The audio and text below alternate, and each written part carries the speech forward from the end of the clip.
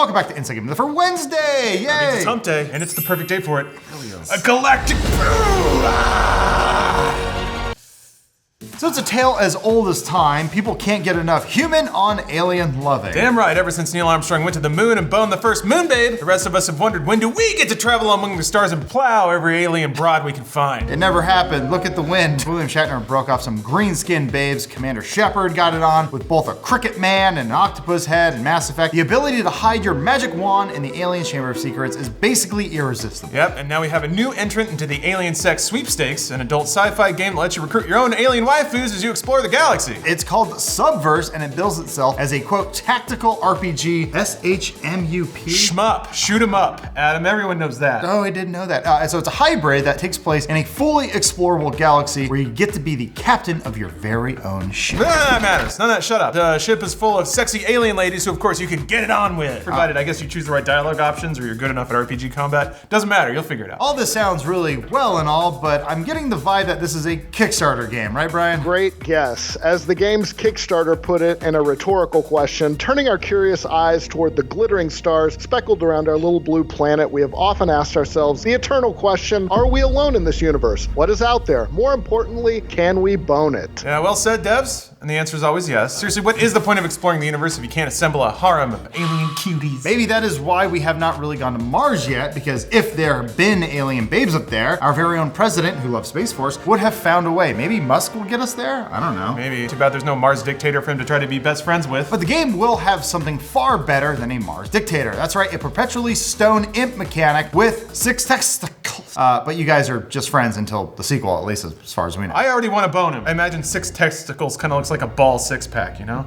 He will definitely get you pregnant with all those testicles. Hell yeah. Fantastic. It's gonna overload you. Honestly, the trailer for Subverse shows off some production values that are pretty impressive for a sexy simulator game. Yeah, and the fans have jumped on board, of course. The game's Kickstarter is closed now, but it raised more than 2.1 million pounds. Last time we checked, pound, another nice little euphemism for getting it on. I like it. Which even after Brexit still has to be a lot of money. Man, we're hitting those political zingers hard today. Are we? I'm just reading words. The project is the brainchild of a group called Studio FOW, which is known for making hardcore hentai movies. Amusingly, I'm already familiar with their work. Weird, right? Brian, tell us more about their, with how they explain themselves.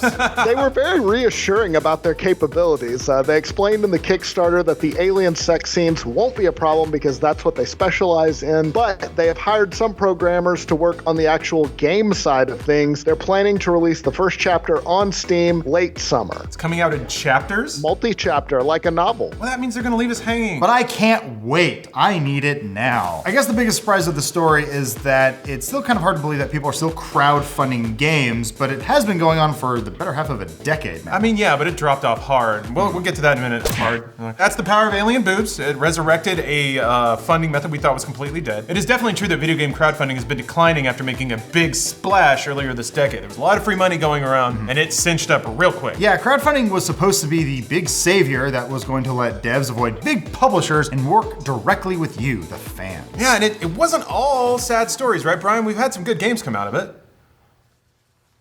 He agrees. Brian, are you looking up Studio FOW's work? Is the internet in Austin really that There have been some crowdfunding successes. We've had Shovel Knight, FTL, Banner Saga, Divinity Original Sins, Hyperlight Drifter. All those were crowdfunded. Most people agree that they were good games. But there have been some misses too, like Mighty Number 9, Clang, remember Clang? I do not. And Code Hero, some of which were very disappointing or just never got made at all. These days, tabletop games have long since eclipsed video games on Kickstarter, and they tend to basically come out. That's one of the things that seems to work since it's an easier type of entertainment to make. Yeah, a lot of people tend to bite off video game production and like, holy shit, this is the hardest thing in the world. Board game is like, well, we had to talk to China to make a lot of cardboard, and they did that because that's what they do. Sorry for the casual racism. In 2015, people pledged $41.5 million to successful video game Kickstarters. Last year, that had dropped all the way to $15.8 million. So while there are video games being crowdfunded, it's not as big as it used to be by a long shot. Part of that could be that gamers are getting burned by projects that never materialized. I'm very much one of those people. What have you thrown money at? I actually threw it at Broken Age, and it did come out. Where's part 2,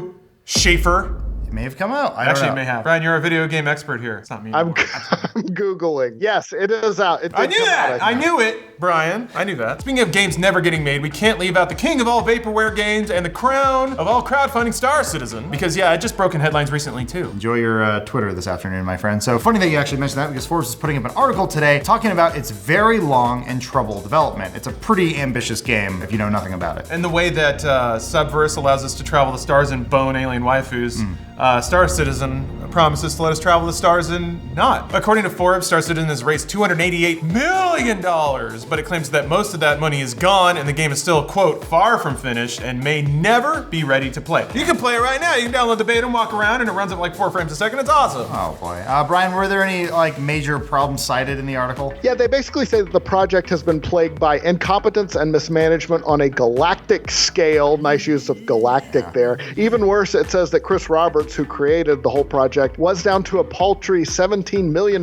at the end of 2017 and had to raise more money just to keep the project going. And while they did promise the backers 100 star systems to explore, Forbes says that Roberts has only produced 2 mostly finished planets, 9 moons, and an asteroid. I mean, that's a lot for a person to make. It's more than I've ever done. How many alien broads has he made? Show me those galactic vaginas, Roberts. So if you're one of those people who spent thousands of bucks on a spaceship, like our very own Gus Sorolla, Oh, no. well, get ready to keep waiting. Enjoy that PNG in your inbox. By contrast, though, the team behind Subverse says that they plan to keep feature creep to a minimum, so they're already doing better than Star Citizen, I guess. The studio has made a series of, I'm gonna say pretty high quality porn videos, but they do it with regularity, which implies that they have a good management structure and they know what they're doing. They also promise that, quote, by employing experienced project managers with 20 plus years of industry experience, we will strive to ensure that all the dick-shaped spaceships are correctly functioning on time. And this is great because it's all very professional sounding for a space porn game. Subverse looks like a game that mixes sex with a healthy sense of humor, kind of like Leisure Suit Larry back in the day. And it makes sense that this is coming to Steam because that's really the only major platform anymore where you can get away with alien sex games. Yeah, that's what kind of makes this game interesting, is it's arriving at the intersection of a lot of different issues. The complete lack of crowdfunding, and a lot of other platforms are getting very censor heavy these days, like Sony and PlayStation. Console makers wouldn't touch a game like this, and Epic said it won't sell, quote, porn games on their store either. Cowards. And while that is their right, it is nice to see that there's a place like Steam that's still carrying games like this and all sorts of other trash. Yeah, we get the need to keep children from stuff like this. I mean, no one's arguing that kids should be playing these things, but for those of you who want to bang aliens and brag about our 6 bald imp buddy, it's nice that there's still that option. And actually, if you do want to try Star Citizen, I believe you can just download it for free right now. There's a fly free thing going on between. What? I paid 80 bucks. No, you go play for free. Damn it. It's between now and May 8th, I believe. So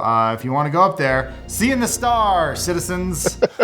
I just want to see if my computer can handle Got a it. good chuckle out of that. Under increasing censorship from Sony, which probably they should have. Last year, Sony banned the sexual roguelike dungeon crawler Omega Labyrinth Z from releasing in the West. If you want an unashamed trailer, that is it. Your tits get bigger as you go through the dungeon, is what I'm saying. Anyway. Also last year, publisher Xseed Games said it would